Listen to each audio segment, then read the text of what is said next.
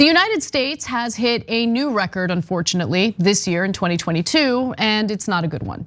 So over 6,000 children in the United States were either injured or killed by gunfire this year, and 2022 isn't even over yet.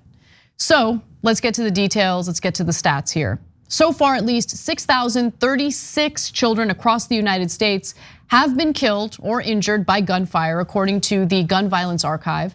As of Tuesday of this week, 306 children under the age of 12 were killed by guns, and another 668 were injured nationwide. For those ages 12 to 17, 1,328 were killed and 3,734 were injured. And those figures do include the 19 kids who were killed in the mass shooting at Robb Elementary School in Uvalde, Texas. The Gun Violence Archive was launched in 2013. So they've been tracking gun incidents and gun crimes nationwide since then. And their child death and injury numbers go back to 2014. Since then, let's take a look at this graphic. You can notice that the number of gun-related deaths for children has steadily increased. So 2014, it was 2,859. And you can see every year it seems to just keep going up, up, up. There was a little dip in 2018, 2017 there was 3,982, 2018 3,546, but then the numbers started to go up again, and in 2022, 6,021 children were impacted by gun violence. And I don't know what to say other than the reality is nothing's gonna change. We now have Republicans in charge of the House of Representatives, even though the majority of Republican voters, based on polling, do want common sense gun reform. It doesn't matter because our politicians are bought. So even when you have Democrats in charge of both chambers of Congress, nothing changes. And with Republicans taking over the House of Representatives in this new session, definitely nothing is gonna change when it comes to gun laws. And I wish I had a more cheery outlook, but I don't. Yeah, it's just a very sad and literally very scary state of affairs all around. I was reading a lot of articles on this, prepping for this story, and so many of them said, but because Republicans are now gonna be in charge of the House next year, there won't be any changes. And so just taking that piece at first, and you're right that it's both parties, but just the Republicans for a moment, to be part of a party that it is widely known that if you're in charge, children will die of senseless gun violence, and you don't fix that problem in your party or leave that party, you're a monster. Yeah. You're an evil monster. And then you're totally right. The complacency of the Democrats, the same thing. They do try at times to pass things, and we did pass, this year, the most comprehensive gun reform legislation in 30 years, but it still was so weak. It was so tiny. And it's like so weak that you can see that the numbers of children impacted by gun violence still went up. Right, right. Yeah. And I mean, to get to a place where after just such horrific tragedies with children, and the only compromise that Congress can make under immense national scrutiny and pressure is, we're not gonna ban 18 and 19-year-olds from these guns. We're gonna expand the background checks for them. It's still not even universal background checks, even for young people, even for 18 and 19-year-olds. It's unconscionable and it's insane. And we think that's enough. That is not enough. That is not enough. You need to be able to do something to protect the innocent people in your country. The Second Amendment is one sentence. It doesn't say anything about children should be shot at school, or if you want to protect them, you're somehow against the Constitution. Well, it references a well-regulated militia. Yeah, right, it's the opposite of anything. Exactly, so listen, I am a proponent of the Second Amendment. I'm not against the Second Amendment. I believe that law-abiding citizens should have the right to purchase guns, whether it's for their hobby, whether they want to go hunting, whether they want it for, like in my case, self-defense. But I went through a background check, okay, a federal background check. it wasn't that difficult to go through it. It would be great if we close the loopholes to the federal background checks, right? So in some cases you can buy through a private seller. Let's say you're buying a gun from a family member or a friend, like that should not be excluded from the federal background check process. If you go to a gun show, you shouldn't be able to buy guns from the back of someone's truck without a federal background check. I think these are, in my opinion, incredibly reasonable laws. Now, for anyone who has been misled into thinking that, oh, the liberals or the Democrats, they're trying to take all your guns away, they're lying to you.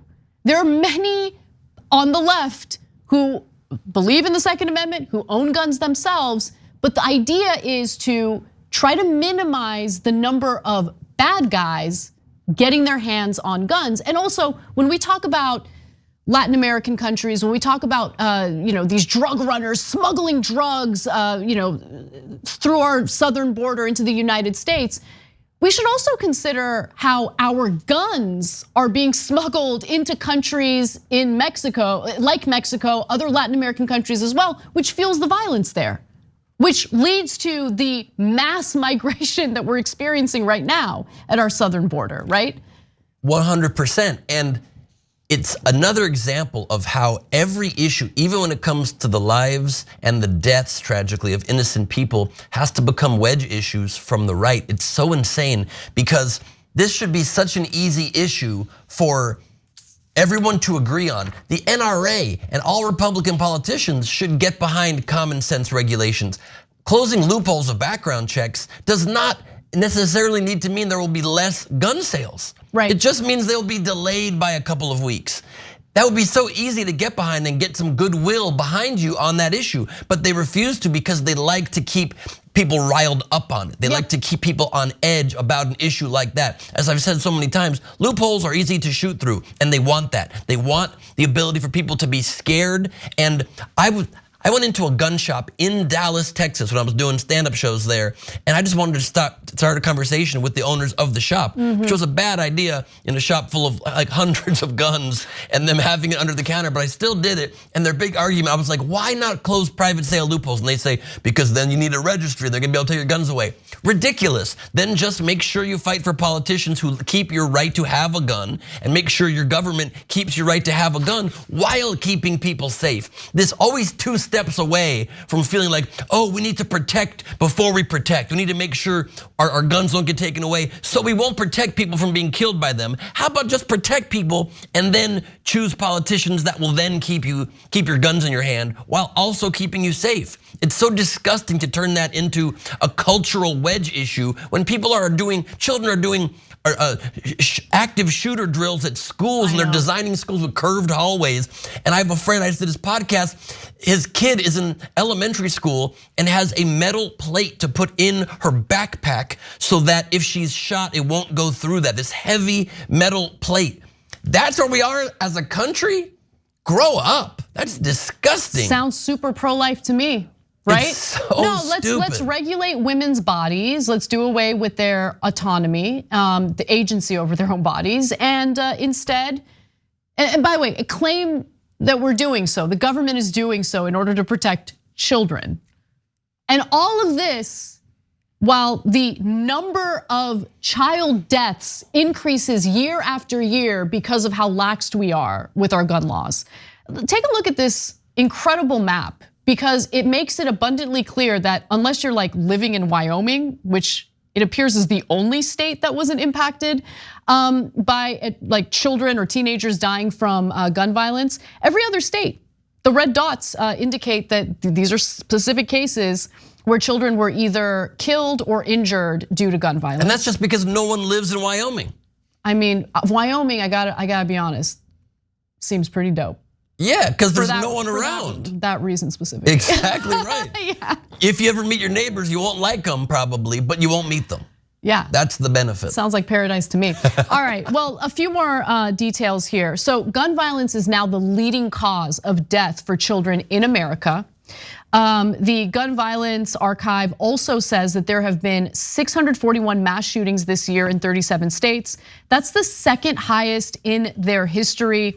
There were 690 in 2021. Their criteria for mass shootings, by the way, is an incident with 4 or more people shot or killed, not including the shooter. And as of today, there has been 43,790 gun deaths in total in the United States this year alone, slightly below the 45,090 deaths last year. And as we already know, and as Ben had referenced, our rates of gun violence far surpasses other Western countries. So according to data compiled by Bloomberg, for instance, 4 out of every 100,000 people die by gun violence in the United States every year. That's 8 times the number of gun deaths recorded each year in Canada, which is 0.5 per 100,000, and a massive step above European countries, including Switzerland, which is 0.2 per 100,000, Norway, which is 0.1, Germany 0.1, and the United Kingdom 0.04. So, and just look, Anna, also at, here's a clue as to you have a gun violence problem and a mass gun violence problem in your country, is to keep the numbers low, they only even count it as a mass shooting when it's 4 or more. 3 is not qualified. I know. That slides under the radar. 3 people murdered for no reason with gun violence. Don't count that as a stat. And look, for anyone who thinks, well, I mean, these gun regulations, they don't really make a difference, right? You still have instances of gun violence. Well, why don't we look at gun-related deaths in states that have the strongest gun control laws versus gun deaths in states with the weakest gun control laws? So this is graphic 7, and it appears that there is a bit of a difference here. Hawaii, for example, has some of the strictest gun laws, and it ranks 50th in the rate of gun deaths with 3.4 per 100,000 people. And look, I wanna note that Hawaii is an island, right? Or a bunch of islands. And so it's a little different if you're, let's say, California, because you're not an island and you're surrounded by other states that have lax gun laws. But even so, look at this. The states with the highest number of gun deaths have the weakest laws. You have Alaska, Arizona, Kentucky, South Dakota, Kansas, Mississippi, Missouri, Idaho, Wyoming, Arkansas. They have higher rates of gun-related deaths compared to states like Washington, Rhode Island, Illinois, Maryland, New York, Massachusetts, Hawaii, Connecticut, New Jersey, and California. And Alaska not exactly accessible either, and look how high that rate is. That's a good point, absolutely. So it's a very good 1-to-1 right there. So apologies for the super sad news, and I try to find solutions. And there are solutions to this problem. The issue is, unless we get money out of politics, politicians, including Republican politicians who have a base that actually do want common sense gun reform, those politicians are not gonna listen because they know where their bread is buttered, and they're gonna be influenced more by those legalized bribes from the NRA or gun manufacturers as opposed to what their own constituents want. That's really the ultimate solution to this. Until that happens, we're just gonna see these numbers continue to increase. And the question is, how much are we willing to take? I can't believe that after some of these mass shootings on campuses, after what happened at Robb Elementary School, there's still no political will. There's still not enough outrage by Americans to change this system fundamentally. So politicians are forced to actually listen to their constituents. It's depressing. If there's any way maybe to end it on a little bit more positive of a note, while the legislation that passed this year is not enough and a lot more needs to be done, it did do some good things. It gave incentives for states to enact red flag laws. It made it so that people convicted of domestic abuse can't get guns, even if it's just dating partners and not only spouses. It is not enough, and it certainly is going to be used as cover for not doing more. But maybe another way we can interpret it is that it could be used as the beginning of a wave. If we keep pushing, maybe we now have some momentum, something that has been done. We've broken the seal. Let's keep pushing it and try to get gun laws that can actually keep people safe. Thanks for watching the Young Turks, really appreciate it. Another way to show support is through YouTube memberships. You'll get to interact with us more. There's live chat emojis, badges. You've got emojis of me, Anna, John, JR. So those are super fun. But you also get playback of our exclusive member-only shows and specials right after they air. So all of that, all you gotta do is click that join button right underneath the video. Thank you.